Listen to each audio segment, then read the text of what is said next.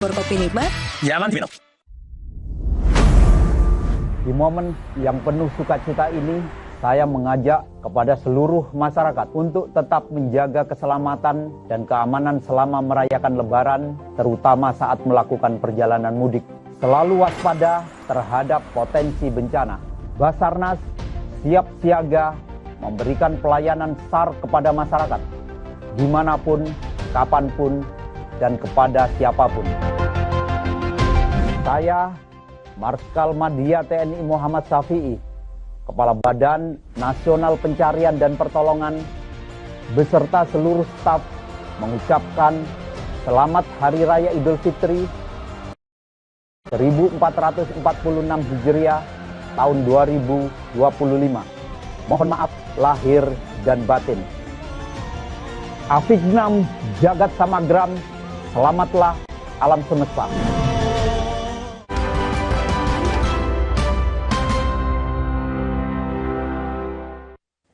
Assalamualaikum warahmatullahi wabarakatuh.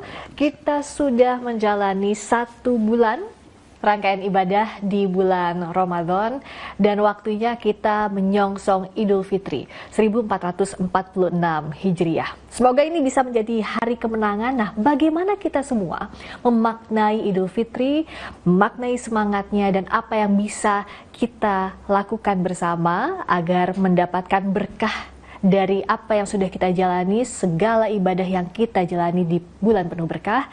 Kita akan bahas bersama dengan Menteri Agama yang juga Imam Besar Masjid Istiqlal, Profesor Dr. Kiai Haji Nasaruddin Umar. Assalamualaikum warahmatullahi wabarakatuh. Waalaikumsalam warahmatullahi wabarakatuh. Selamat malam, terima kasih banyak. Senang sekali. Siapa yang nggak bangga, nggak senang ya. Hari demi hari kita menjalani bulan puasa dan rasanya sedih juga mau ditinggal ya. Betul. Nah, jadi yang penting buat kita adalah mudah-mudahan nanti bulan Ramadan melapor kepada Tuhan. Ya Allah, inilah hambamu. Semoga Ramadan ini melaporkan yang baik-baik ya. Jangan melaporkan kesia-siaan, jangan melaporkan kemalasan kita. Seandainya orang loh ya. Tapi apapun Tuhan Maha Pengasih, Maha Penyayang dan Maha Pengertian ya. Kita sangat berharap dan sekaligus sangat bermohon kepada Allah SWT. Semoga amalia Ramadan kita tahun ini lebih tinggi nilainya daripada Ramadan sebelumnya ya kan. Iya.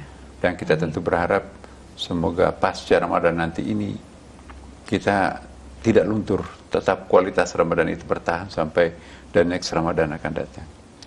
Amin. Kalau bicara soal Ramadan kemarin kan kita berlomba-lomba ya Prof, mencari pahala, apapun kita lakukan, tarawih, puasa, segala ibadah sunnah. Tapi memang saat kita memasuki Lebaran, seakan-akan kita ada masanya lupa setelah itu. Nah, bagaimana untuk menjaga seperti tadi yang Prof bilang bahwa kualitas ibadah kita, kualitas kebaikan sesama manusia bahkan tetap berlanjut setelah Ramadan. Nah, itu yang kita istilahkan merawat kualitas Ramadan pasca Ramadan. Kalau perlu 11 bulan sesudahnya itu nanti juga menjadi Ramadan berikutnya ya kan. Sehingga Ramadan tidak pernah padam dalam hati kita dan dalam pikiran kita. Kenapa? Karena kita selalu ada energi Ramadan yang terpatri merasuk dalam diri kita sangat dalam. Tidak mudah loh berpuasa 30 hari. Betul. Nah, karena itu tentu Tuhan juga Maha Pengertian buat kita bahwa apa sih yang dicari hambaku. Hambaku menginginkan aku, menginginkan surgaku, ya. Dengan demikian, tentu Tuhan akan membimbing menderek kita ya. Gimana caranya supaya hambaku ini bisa tetap berada pada konsistensi jalan yang benar. Nah, tentunya juga kita harus punya pengendalian diri ya kan. Jangan-jangan mabuk lagi habis Ramadan ya. Kalaupun itu memang karena kita manusia biasa, bukan malaikat ya kan. Cepat-cepat kita bertobat lagi. Kita mandi taubat. Kita salat sunat taubat, kita istighfar 100 kali, kita ganti ya perbuatan buruk, dosa, maksiat yang kita lakukan itu dengan amal kebajikan. Kita kembalikan barang-barang orang yang kita ambil yang bukan hak kita. Kita minta maaf kepada orang yang pernah kita bicarakan aibnya. Nah, memang itulah risikonya kalau kita melakukan kesalahan. Nah, dengan cara seperti itu insya Allah Tuhan akan mengampuni kita. Bicara soal apa yang bisa kita lakukan, Prof, saya tuh selalu semangat 1 tahun sekali bertemu Prof Nasaruddin di sini, selalu ingin tahu apa yang bisa kita maknai dari lebaran ke lebaran, dari Idul Fitri ke Idul Fitri. Kalau tahun ini apa ya, Prof, yang bisa kita maknai nilainya bersama di tengah berbagai kondisi sosial ekonomi yang kita hadapi? Ya, karena saya Menteri Agama baru ya, tentu sudah punya pengalaman dengan usia yang seperti ini ya. Usia 65 tahun, makan garam kehidupan Indonesia itu sudah lumayan banyak ya kan. Masa sih kita tidak belajar dari pengalaman masa lampau. Nah, saya kira yang belum khatam ya, yang masih perlu kita tingkatkan di Indonesia ini adalah keakraban satu sama lain ya kan. Bagaimana keakraban antara kita sebagai sesama warga bangsa tanpa membedakan agama apapun, bangsa apapun, suku apapun, daerah manapun, apakah laki-laki atau perempuan, jenjang pendidikan manapun. Ya, mari kita tidak saling memandang rendah satu sama lain. Ya, mari kita juga tidak saling membanggakan diri masing-masing karena prestasi yang kita miliki. Ya, kebudayaan dan kepribadian bangsa Indonesia itu adalah kepribadian yang tawadu, ya, kepribadian yang hebat, kepribadian yang qanaah, merasa cukup apa yang ada, tidak apa ya, istilahnya orang itu ngoyo, tidak ambisinya berlebihan, ya, tidak menghalalkan segala cara untuk meraih keberuntungan berikutnya. Bagi kita itu ada tata krama, ada akhlakul karimah. Nah, inilah Indonesia. Karakter keindonesiaan seperti ini tidak boleh luntur. Sekalipun kita berada pada serangan budaya yang melalui berbagai macam media sosial, itu sebagai warga Indonesia kita tetap harus konsisten di atas kepribadian kebangsaan kita sendiri. Nah, misalnya di Kementerian Agama kami ingin mempertahankan itu dengan cara-cara formal. Ya, kami memperkenalkan dengan kurikulum cinta. Oh, apa itu, Prof? Kurikulum cinta itu semua guru, terutama guru agama, dalam mengajarkan agama itu, dalam mengajarkan nilai-nilai itu, jangan tidak sadar justru menekankan aspek perbedaan atau apalagi mengajarkan kebencian terhadap anak-anak. Apa jadinya bangsa yang besar seperti Indonesia ini? Karena kalau kita lihat seluruh negara, tidak ada negara yang seplural Indonesia. Betul. 15.000 pulau, 700 bahasa lokal, tidak saling memahami satu sama lain, lebih dari 1.000 etnik, suku kecil-kecil sampai besar. Nah, kalau negara-negara lain itu kan sempit daerahnya kan. Kita ini negara besar, sudah besar, plural lagi, sudah plural, kita berada di posisi silang kan. Orang mau ke barat, ke timur pasti lewat Indonesia, orang timur mau ke barat lewat Indonesia, orang daerah utara mau ke selatan pasti lewat Indonesia. Kita berada persis di garis khatulistiwa. Tidak ada satu negara yang persis membelah bola dunia ini kecuali negara. Maka itu dahsyat itu. Indonesia itu enak memang. Tidak perlu pakai jaket, tidak perlu pakai kepanasan misalnya seperti di sana kan. Di negara barat itu musim dingin bisa minus 40 derajat ya. Tapi kalau musim panas itu bisa juga panasnya 40 derajat juga. Panas banget itu ya. Jadi ada lemari musim dingin, lemari musim panas. Kita di sini satu lemari ya. Jadi kita pakai batik seumur hidup di Indonesia nggak ada masalah. Itu rezeki sekali ya, Prof. Iya, kalau di Amerika atau di Kanada ya, batik itu cuma 3 bulan kita pakai kan. Kalau musim saya dulu di Montreal, Kanada ya, kuliahnya di McGill tuh, pernah 43 derajat minus. Gila, jadi kita libur, kampus libur semuanya. Ya kita kayak keong aja di rumah aja, kita tinggal tuh seminggu ya. Terus hari Minggu berikutnya cuaca mulai lumayan, cari mobil, jadi pakai skop, mobilnya tertanam di lautan salju ya. Ya negara apaan ini? Jadi Amerika akan ada dalam musim tertentu, enaknya itu 3 hari itu. Negeri yang paling indah itu Indonesia. Nah, dalam mempertahankan keindahan Indonesia ini ya, jangan hanya indah negerinya, tetapi karakternya juga harus kuat. Tanpa karakter yang kuat, maka itu bahaya. Ya, maka itu kita menanamkan kurikulum cinta. Artinya setiap pengajar, guru, jangan mengajarkan kebencian satu sama lain. Ya, tidak sadar kadang-kadang ada guru yang mengajar mengistimewakan agamanya, tapi menjelek-jelekkan agama yang lain. Nah, itu tidak pas. Apa jadinya anak kita yang masih kecil diberikan doktrin perbedaan, bahkan kebencian sejak kecil. Nanti kalau gede-gede itu, ya akibatnya apa? Begitu ada azan di TV, matiin TV-nya. Islam tuh azan tuh. Atau ada orang khutbah agama lain, pindahin channelnya. Itu sedang khutbah agama lain.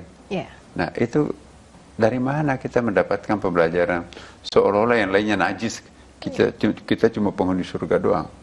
Jadi oke lah, kita berbeda agama, berbeda etnik, berbeda jenis kelamin, tetapi harus diikat dalam satu kesatuan cinta. Kita sama-sama anak cucu Adam, ukhuwah basyariah kan. Kita sama-sama NKRI, ukhuwah wataniyah. Dan kita sama-sama pernah dijajah sekian lama oleh penjajah asing Belanda, 250 tahun ya kan. Itu ukhuwah sejarah, ukhuwah tarikhiyah namanya. Nah, ini bisa mengikat kita menjadi suatu kesatuan yang sangat utuh. Selama ikatan-ikatan ini mengikat dengan sedemikian kuat bangsa ini, kekuatan bangsa super kuat seperti apapun tidak akan pernah bisa mengacak-acak negara kita ini. Maka itu kita perlu menumbuhkan rasa cinta antar sesama. Ya, di samping itu juga kita Kementerian Agama mengembangkan apa yang kita sebut dengan kurikulum ekoteologi. Teologi pemahaman keagamaan kita selama ini kan over maskulin ya kan. Akibatnya apa? Struggling menuju penaklukan, termasuk menaklukkan alam, mengeksploitasi alam melampaui daya dukungnya, pembakaran hutan, penimbunan rawa-rawa. Ya, kalau perlu sungai pun juga menjadi tong sampah umum, WC umum. Jadi luar biasa manusia ini tidak memberikan tempat kepada alam semesta. Padahal itu kan juga partner kita kan dalam mempertahankan kehidupan. Maka kita coba menjadi kurikulum ekofeminin. Bagaimana kita bersahabat dengan lingkungan, bagaimana bersahabat dengan alam. Climate change terjadi di mana-mana. Akibatnya apa? Banjir, longsor, ya, kemudian juga kekeringan. Yang tidak terlepas dari ulah manusia juga, begitu ya Pak? Itu karena over maskulin tadi. Nah, kita akan melembutkan jiwa manusia, ya, meluluskan jalan pikiran manusia melalui teologi. Itu dari tiap satuan pendidikan, tiap tingkatan. Iya, kita sisir semuanya, sebab komprehensif, integrated ya kan. Nah, kami juga dagangan dengan penyelenggara-penyelenggara pendidikan yang lain. Bangsa seperti apa yang kita akan lahirkan di Indonesia itu sangat ditentukan oleh kurikulum pembelajaran. Ya, apakah masyarakat liberal, apakah masyarakat radikal, atau masyarakat moderat, itu bisa kita order melalui kurikulum. Bisa kita order melalui kondita guru yang kita akan tempatkan sebagai pengajar anak-anak kita. Nah, kalau gurunya sudah cara mengajarnya bagus, perspektifnya sudah punya frame-nya, kemudian kurikulumnya juga kita sudah siapkan dengan sedemikian bagus, maka dahsyat Indonesia ini. Karena bagi kami, sehebat apapun cantiknya Indonesia, sekaya apapun Indonesia dengan berbagai macam mineral yang bisa kita ekspor ya, tapi kalau nggak ada kerukunan, nggak ada artinya semuanya itu kan. Betul. Ada nggak artinya kita cantik negaranya? Ada nggak artinya potensi ekspor kita banyak? Kalau perkelahian, orang nggak menginvestasi ke negeri kita kan? Sia-sia juga yang kita punya. Jadi rumah kita itu kayak penjara. Coba kita lihat pasca kerusuhan tahun 98. Arsitek rumah berubah. Nggak ada lagi rumah kaca. Semuanya kayak penjara. Kayak penjara, besi semua itu. Ini kok rumah Indonesia ini arsitekturnya ini penuh dengan besi-besi kayak penjara, jeruji besi. Karena kan lemparan batu segala macam, merampas, menjarah supaya tidak terjarah. Wah, pintunya, temboknya besi. Karena tidak ada rasa aman itu ya, Prof. Itu yang jangan sampai Nah, itu wajar mereka membuat arsitek rumah seperti itu. Tapi sekarang alhamdulillah, ya sekian puluh tahun terakhir ini kita aman. Arsitek bangunan kita itu macam-macam. Ada rumah tanpa pagar, hanya dengan taman, ada full kaca rumahnya. Karena nggak ada kekhawatiran mau menjarah, mau melempar, mau menjarah, ya kan. Nah, jadi betapa perlunya kita merawat kerukunan supaya orang itu enak tidur, ya kan, enak makan, enak bepergian tarwih. Maka itu kita prestasi banget Indonesia ini. Wisata Ramadan yang paling indah di dunia adalah Indonesia. Betul. Jadi sekitar Istiqlal ini full booking hotel dari luar negeri ingin mencicipi bagaimana Ramadan di Indonesia. Ya, di sini nggak ada restoran terbuka di siang hari, tutup dengan kain hitam. Ya, kemudian hotel-hotel didandani akhirnya mirip masjid. Mall-mall besar itu lagu-lagu instrumentaliat Timur Tengah. Ya, kemudian pakai kerudung, walaupun non Muslim. Itu tidak ada lagi kita melihat ada orang merokok yang gentayangan di mana-mana, di bus atau di kereta. Ya, karena mereka toleransi. Saling menghargai. Menghargai. Tidak ada pemandangan seperti ini di luar negeri. Dan tidak perlu dipaksa juga, misalnya tidak boleh ada sweeping, Nggak apa ada gitu, tidak perlu. nggak ada instruksinya. Ya. Jadi inilah etika orang Indonesia. Dan kita ingin tradisi seperti ini hadir semakin melekat di anak bangsa kita. Ya, secara kesadaran penuh.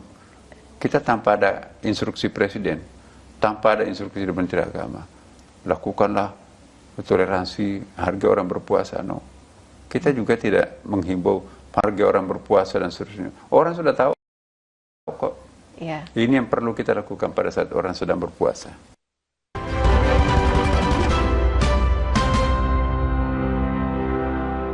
Lebih dari 71 tahun,